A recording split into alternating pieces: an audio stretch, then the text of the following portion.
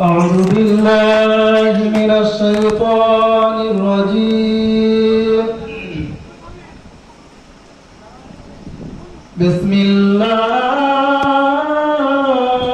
الرحمن الرحيم.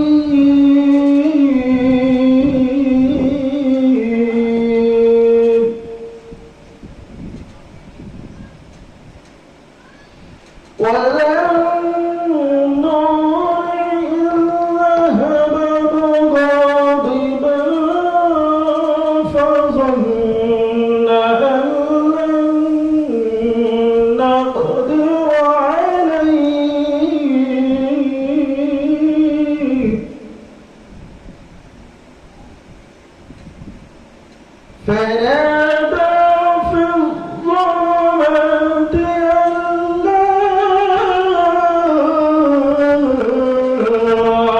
إله إلا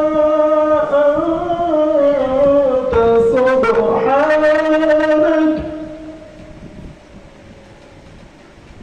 سبحانك إني كنت من الظالمين.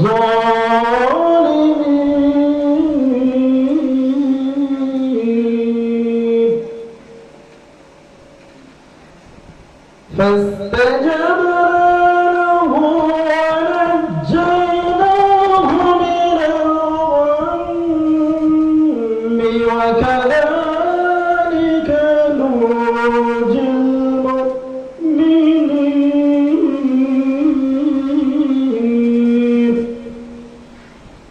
صدق الله العظيم. الحمد لله نحمده ونستعينه ونستغفره ونعوذ بالله من شرور أنفسنا ومن سيئات أعمالنا. من يهده الله فلا مضل له ومن يضلله فلا هادي له. ونشهد أن لا إله إلا الله ونشهد أن سيدنا ومولانا محمدا عبده ورسوله أرسله بالحق بشيرا ونذيرا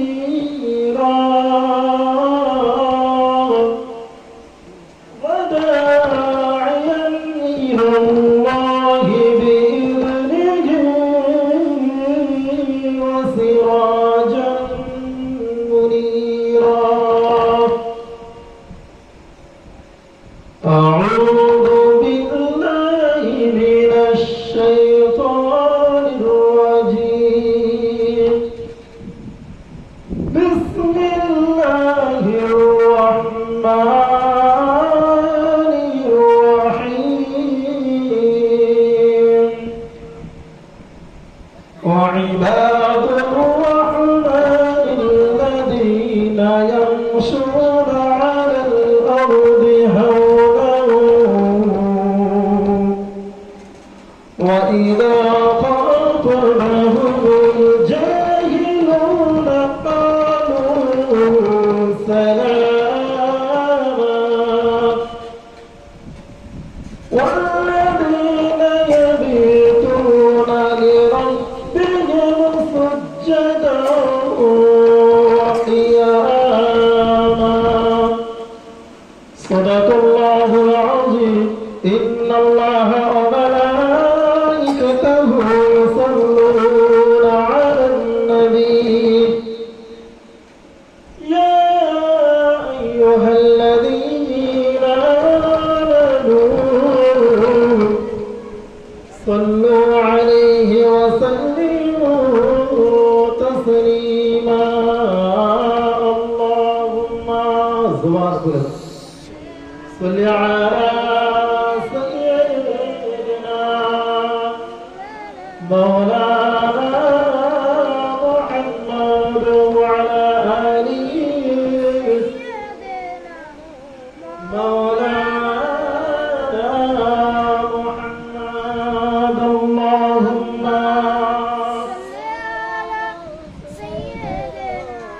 مولانا محمد وعلى آله سيدنا مولانا محمد দুর্ভারতে বসে একা সহিতে পারি না খোদা নিয়ে চলো মক্কা মদিনা আরবের বিশ্ব নবী অবসরবারের কায়েনাত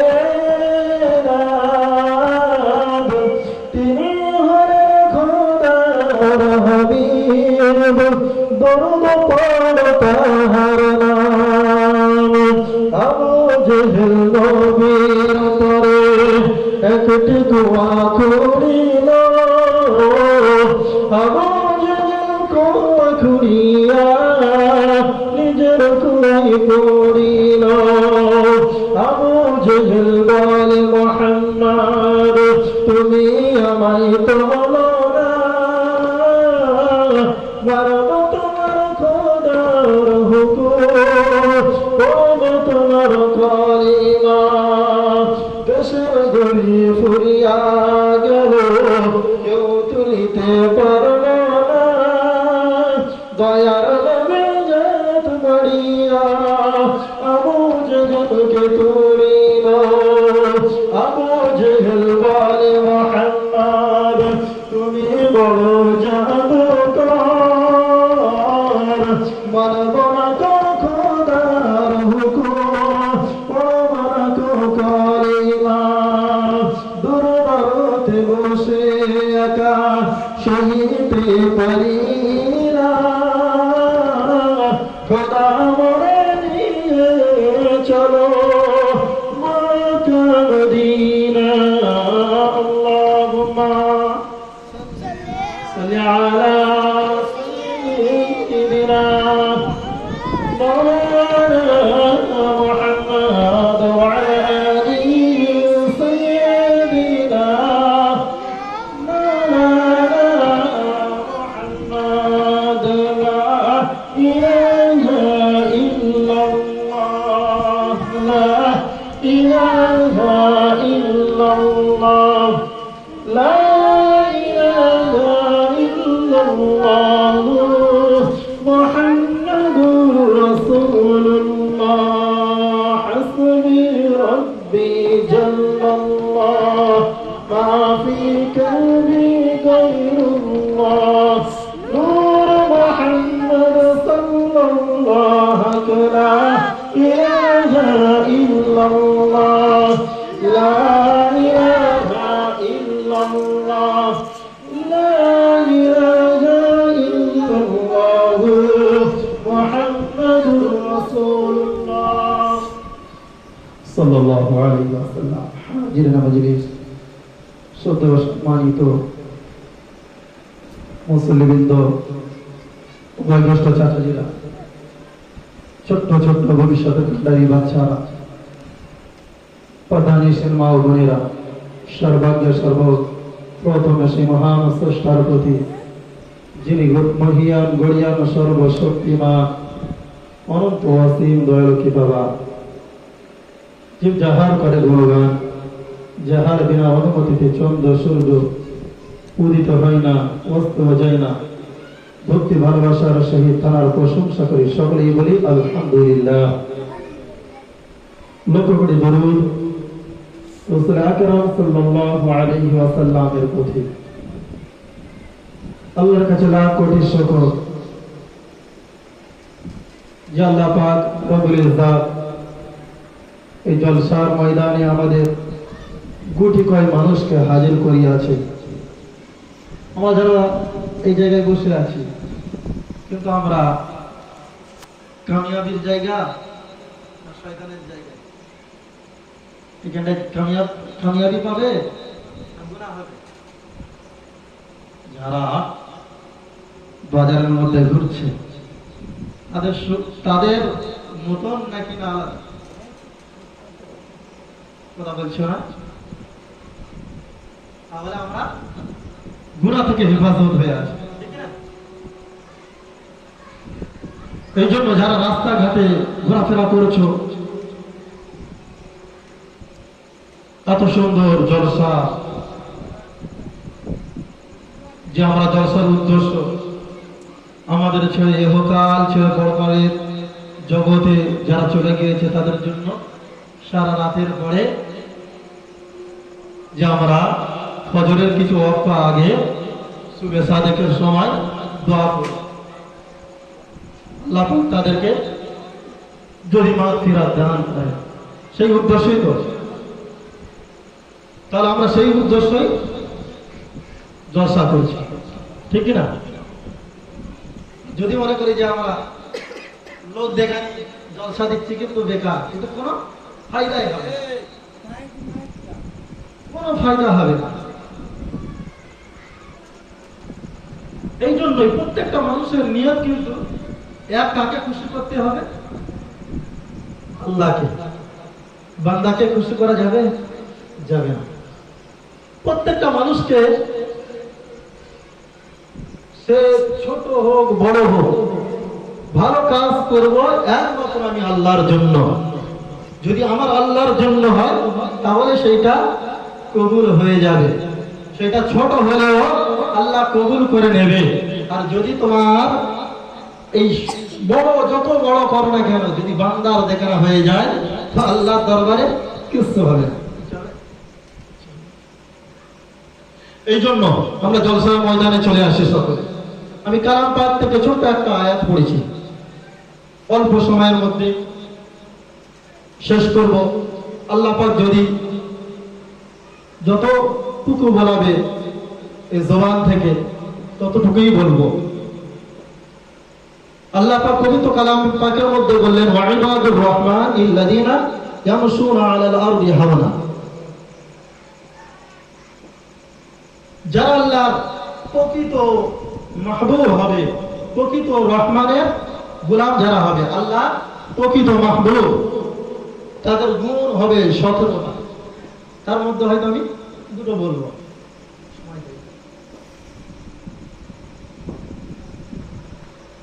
প্রথম গুণ হচ্ছে তারা নম্র হবে, ভদ্র হবে, বিনয় হবে, রাস্তাঘাটে চলবে বিনয়ের সঙ্গে। আমরা বসে আছি, কত সুন্দর হবে না?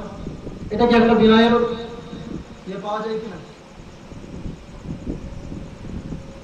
সেই রকম ভাবে রাস্তাঘাটে চলবে, বিনয় আকার হবে, তার মধ্যে কোনো অহংকার তাকব্বুরি থাকবে না, নম্রতা, ভদ্রতা। তো যার মধ্যে এই গুণটা থাকবে, রাস্তায় চলবে চকমক করবে। এখনকার ছেলেরা রাস্তায় বেরোলে, এখন মেলা হচ্ছে, গা ঠেসা যায়, তো তারা এই চোখের জিনা থেকে হেফাজত হয়ে থাকবে। আমরা রাস্তাঘাটে চলা ফেরা করি, কিন্তু চোখটাকে হেফাজত করতে হবে, নরম দিলের মানুষ হতে হবে, বিনয় হতে হবে। নরম দিলের মানুষ ছিলেন আমার রাসূলের সাহাবী হযরত আবু বকর সিদ্দিক রাদিয়াল্লাহু তাআলা আনহু। কেমন নরম দিলের মানুষ ছিলেন তিনি, কেমন বিনয়ী ছিলেন, কেমন আল্লাহর ভয় ছিল। অনজওয়ান যুবকেরা, ছেলেরা, বাচ্চারা, পদ্মানিশীলরা, বনিরা, আবু বকর সিদ্দিক রাদিয়াল্লাহু তাআলা আনহু তিনি কেমন বিনয়ী ছিলেন। রাসূল আকরাম সাল্লাল্লাহু আলাইহি ওয়াসাল্লাম আমাদের কাছ থেকে যখন পর্দা নিয়ে আমাদের কাছ থেকে দুনিয়ার জমিন থেকে যখন পর্দা নিয়ে চলে যায় আবু বকর সিদ্দিক রাদিয়াল্লাহু তাআলা আড়াইটা বছর তিনি শাসন করেছিলেন, তিনি খলিফা ছিলেন। কিন্তু আবু বকর সিদ্দিক তিনি কেমন বিনয়ী ছিলেন, প্রত্যেকটা রাতের মধ্যে তিনি মদিনার গলিতে গলিতে হাঁটাহাঁটি করতেন, কিন্তু পায়ের মধ্যে কোনো জুতা পরতেন না। একবার হযরত আবু বকর সিদ্দিক রাদিয়াল্লাহু তাআলা মদিনার জমিনেতে রাতের অন্ধকারে হাঁটাহাঁটি করে হঠাৎ করে ওমর ফারুক রাদিয়াল্লাহু তাআলার সঙ্গে দেখা হয়ে যায়। ওমর ফারুক বলতে থাকে, আবু বকর তোমার পায়ে কোনো স্যান্ডেল নাই কেন?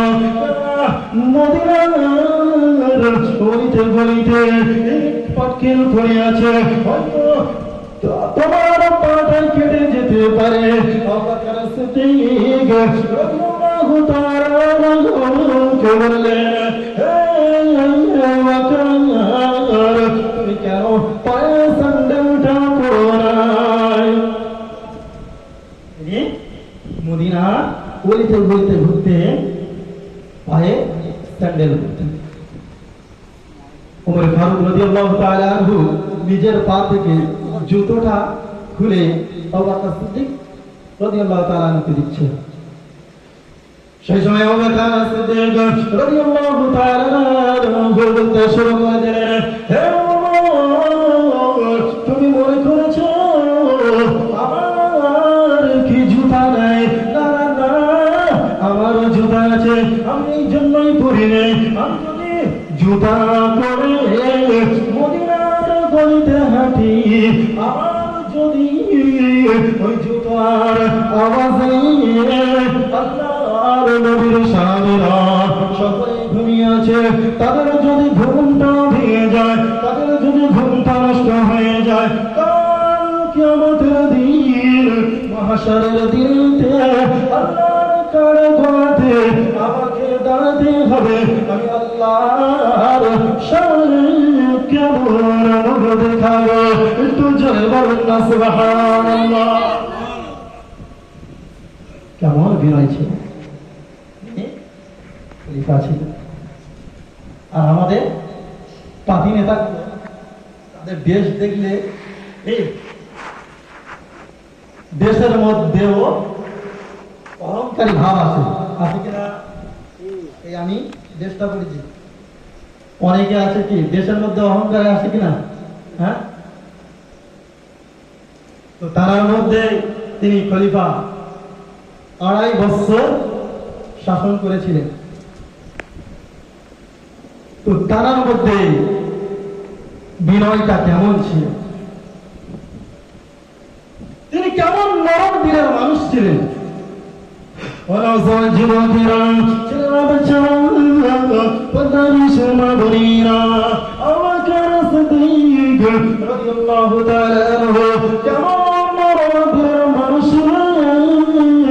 যখন আল্লাহ নবী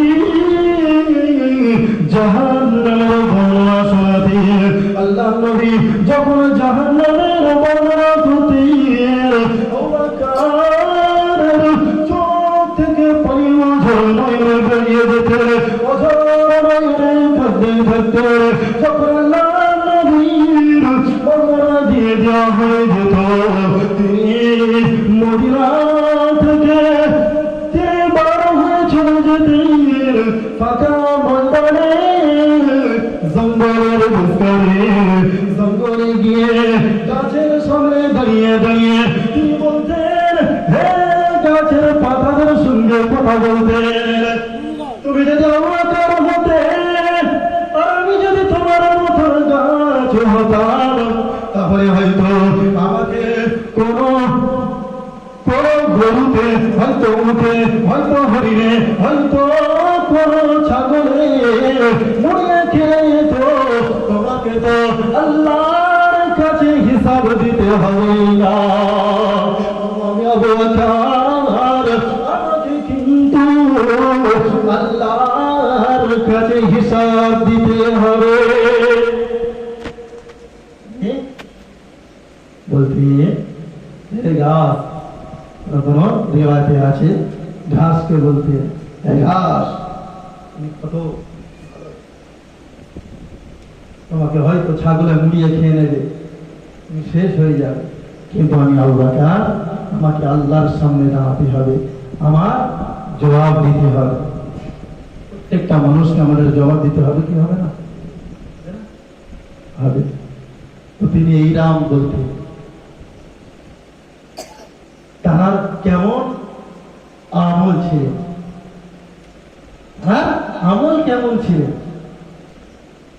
ونظر جنوبنا جرابة فتنشرنا برينا أبو بكر الصديق رضي الله تعالى عنه كمرام الجليل أبدا رسول الكرام صلى الله عليه وسلم أما جاء عيسى صديقا رضي الله تعالى